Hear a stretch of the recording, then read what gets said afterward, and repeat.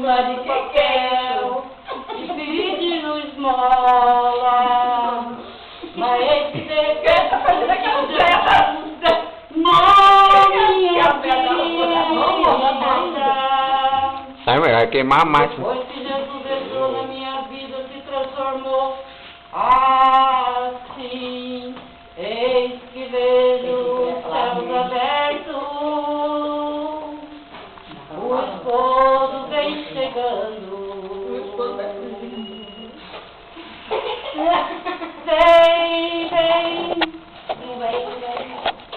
com seus anjos, revestido de esplendor. Nunca vi tanta beleza, e ele veio ao meu encontro.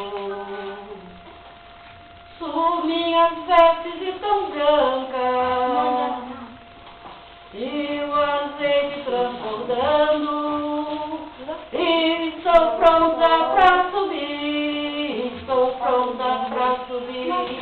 este mundo eu deixarei. Eu já tenho um novo corpo, eu já tenho, posso ver Jerusalém.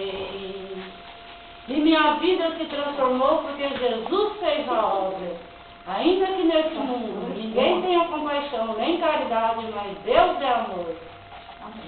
Amém. Amém. Amém, filho. Ninguém não vai calma, não. Pronto? Calma. Oi, passou na frente. Tá filmando ainda?